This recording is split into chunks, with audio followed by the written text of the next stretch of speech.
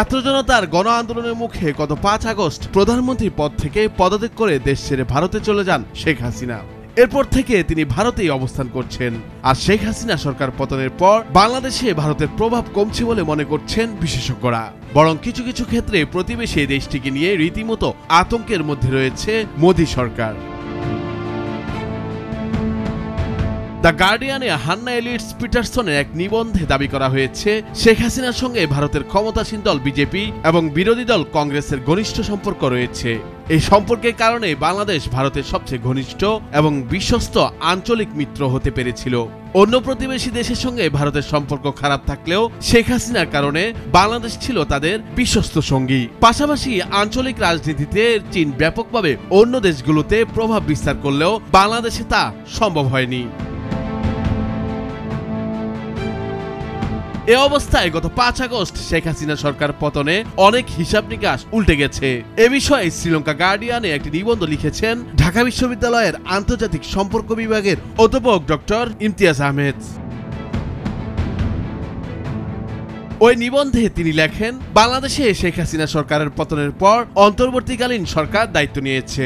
এই অবস্থায় ভারত বাংলাদেশের সঙ্গে তার সম্পর্ককে কিভাবে নেভিগেট করে তা প্রকাশের জন্য আগামী 3 থেকে 6 মাস হবে গুরুত্বপূর্ণ।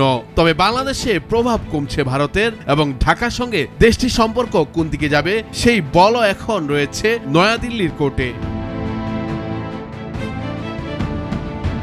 সম্প্রতি ভারতের উত্তরপ্রদেশের লখনৌতে 3 বাহিনীর শীর্ষ কমান্ডারদের যৌথ সম্মেলনে দেশটির প্রতিরক্ষা মন্ত্রী রাজনাথ সিং বক্তব্য দেন। সেখানে তিনি বলেন, শান্তি রক্ষার জন্য ভারতের সশস্ত্র বাহিনীকে যুদ্ধের জন্য প্রস্তুত থাকতে হবে। এ বিষয়ে ডক্টর ইমতিয়াজ আহমেদের নিবন্ধে বলা হয়েছে, ভারতের প্রতিরক্ষা মন্ত্রী রাজনাথ সিং সম্প্রতি যা বলেছেন তার পেছনে 3টি গুরুত্বপূর্ণ কারণ সম্ভবত অবদান রেখেছে। প্রথমত, তিনি ঘরোয়া নির্বাচনী এলাকায় ভাষণ দিতে চেয়েছিলেন এবং ভারতীয় জনগণকে আশ্বস্ত করতে চেয়েছিলেন। তিনি তার বক্তব্যে উল্লেখ করেছেন, ভারতকে অপ্রত্যাশিত কিছু মোকাবেলা করতে হবে। তার এই অপ্রত্যাশিত শব্দটি থেকে স্পষ্ট হয়ে যায় যে তিনি মূলত বাংলাদেশের সাম্প্রতিক পট পরিবর্তনকে বুঝাতে চেয়েছেন, যেটাকে ভারতের জন্য বড় ধাক্কা হিসেবে দেখা হচ্ছে। নিবন্ধে লেখক আরও বলেছেন, তিনি নিশ্চিত ভারতের বেশিরভাগ অংশই অবশ্যই 5 আগস্টের ঘটনায় পুরোপুরি হতবাক হয়েছে। কারণ 1 দশক বা তারও বেশি সময় ধরে ভারত বলে আসছিল বাংলাদেশের সঙ্গে তাদের সম্পর্ক সবচেয়ে ভালো। এখন এখানে যে পয়েন্টে অনুপস্থিত তা হলো, ভারতের সম্পর্ক বাংলাদেশের জনগণের সঙ্গে ছিল না, ছিল একটি নির্দিষ্ট রাজনৈতিক দল বা গোষ্ঠীর সঙ্গে, আর সেটাই ব্যর্থ হয়েছে।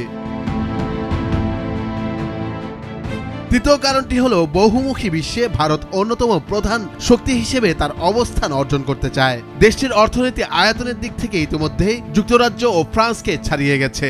আর তৃতীয় কারণটি হলো, বাংলাদেশকে স্বাভাবিকভাবে না নেওয়া, যেমনটি ভারত নিয়েছিল আওয়ামী লীগের শাসনামলে। নুরুল আফসার, নিউজ ডেস্ক, ভোরের কাগজ।